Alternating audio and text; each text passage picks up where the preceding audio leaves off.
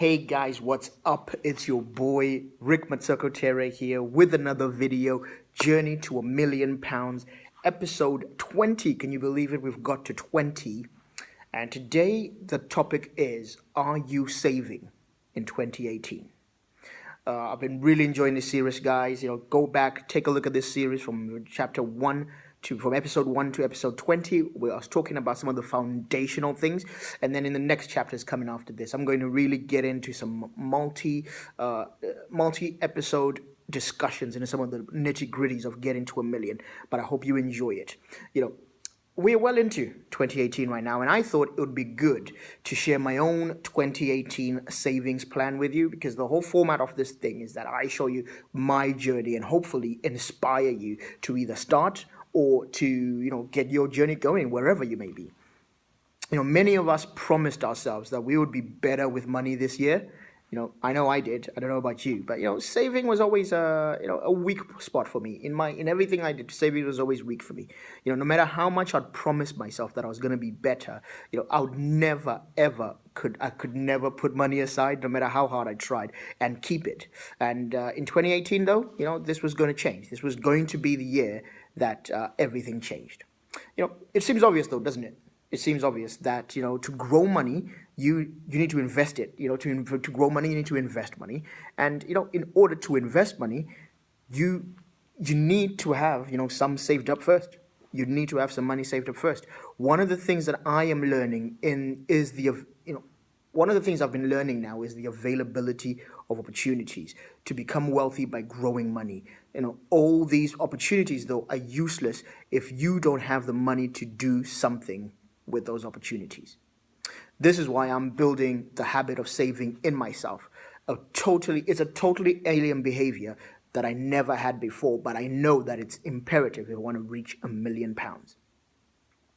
At the beginning of this year, then, I came across something that piqued my interest so much. My brain is quite methodical, and it loves maths puzzles. It loves patterns and growth opportunities. So something that happened, is that I found something called the 52-week incremental saving plan. I just loved it immediately. I just love this thing immediately. Now, obviously, I'm sharing from my own experience, so it may not be a cup of tea for everyone around here, but it definitely did it for me. So this plan, what it does, it gets you to start putting away every Monday of the week some money, and you start at the beginning of the year in the first week by putting away £1. In the second week, you put away £2, and so on until you get to the 52nd week, because every year has 52 weeks. You get to the 52nd week and you put away £52 in your savings. This week, for example, is actually week 10 of 2018. So I put aside £10 because it's week 10. I put aside £10. So I hope you get it. If you follow this kind of savings plan, you will have over £1,600 by the end of the year. Now, for some seasoned savers, this may be nothing. To you, you may be thinking, you know what, this is nothing. But for someone like me, a novice at saving, someone who's starting at nothing, starting at the ground level, then this kind of aid could be just what you're looking for to build your habit of saving money. Personally, I'm making it a game. I like to make things games. It's a mathematical game. So, I even look forward to the kind of triumph that I will feel at the end of the year when I take a look and I've seen £1,600 nest egg for my future investments. More savings than I've actually ever had and looked at personally in my own life. But anyway, another nice one that I saw, another little savings plan that I saw, was something called the 365-day challenge. So here is where you put away a penny or cent on day 1 of the year, and 2 pence or 2 cents the next day, and so on. On the last day of the year, then you will be putting away £3.65 or $3.65. You put away a penny, a cent, 2 pence or 2 cents, 3, 4 every single day of the year. You're increasing every single day of the year. On the last day of the year, you'd be putting away that £3.65. This will also mean that you will have over £650 when you're done. You can try to do this thing with kind of friends who are like-minded, friends who are also trying to build saving as a habit. These are fun, engaging ways to, quite rewarding as well. There's a mental reward, there's an emotional reward when you see yourself being able to do this by the end of the year. And, this is where saving comes. One of my savings inspiration, my inspiration for saving is my own mother. It's something that I see in common with first generation immigrant parents, that they employ this very successful saving method that I call spending nothing. They're really good at spending nothing. I remember when I was about 25, and I asked my mom how come she was never borrowing any money, and yet I was always going around borrowing, and yet I earned more. At that time, I earned more money than her. Like, she was not working the best of jobs. I was earning more money than her, but she was never borrowing, and I was always in debt. And I remember what she said to me. She said, because I'm not at the club every Friday and Saturday like you. And this still haunts me. This statement still haunts me almost 10 years later right now, when we spend our money needlessly on, to enrich the economies of our country. If you thought how much money you gave to the nightlife in your area, or whatever hobby you have, you would see where your money goes. You can make fun saving, guys. You can really make fun saving, and you can make saving to be fun, and that's something I'm trying to really, really bring into myself, because I know what I react to, making it fun. You can involve others. You can do it with your partner. You can teach your kids in the form of a little game or something. You can find like-minded friends and practice together. As a group or community as well, we can work on saving money together. There are many communities that get into a group of about 5 to 10 people, and then they pay each other monthly. What happens is one person gets a lump sum when it's his turn, and then every other month they're paying so that someone else gets a lump sum until it comes back to them.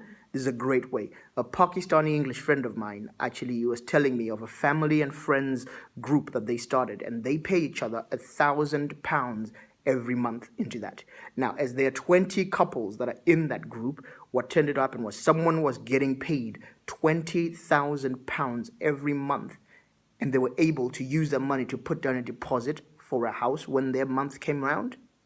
And I thought that was incredible. That's just, that just came from that simple saving scheme.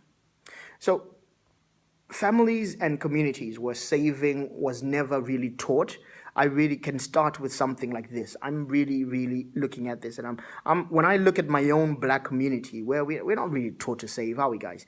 As a black community, no. Especially our men, we're never taught how to save. We're not really taught saving, but what we know is how to spend our money. Or we know how to spend our money. We certainly know that, but not how to put money away and resist that impulse to just purchase frivolous things.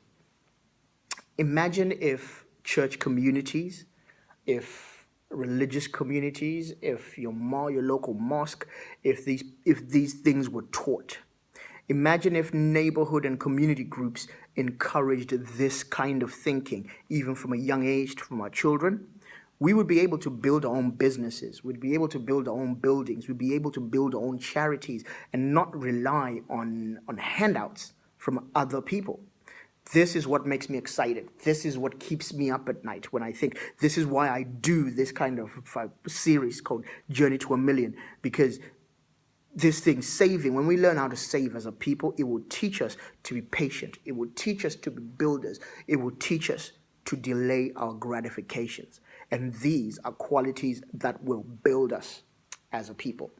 Now, I never like to leave the vlog without giving some practical tips. So here's some practical tips that I'm going to give on saving, some practical tips I've learned on saving. And I'm employing these myself and trying every day, just trying to be better and better. Number one, you got to reduce your expenses as low as possible. Number two, you got to pay yourself first, not the people you owe money. That's the truth. That way you can keep saving. You can keep saving. Number three, have an investment plan ready. That's the thing. And number four, separate from your spending money and practice sitting without spending it. So separate your savings, the money you want to save, from your spending money, and then practice sitting there without spending it. And number 5, reward yourself. Make sure you reward yourself. Give yourself little prizes for saving. I remember when I said to myself, after saving my first £100, I said to myself, you know what? I'm going to go buy myself something little. Just a little thing. I bought myself something. It was like a little meal I said. After saving my first 1,000, I gave myself a little reward. And when I reach my first 10,000, I'm going to give myself another little reward. Just set yourself little targets and go.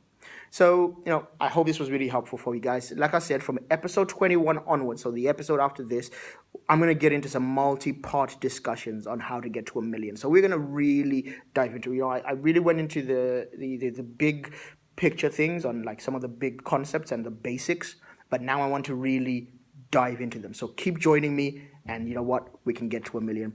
Thanks, guys. Bye.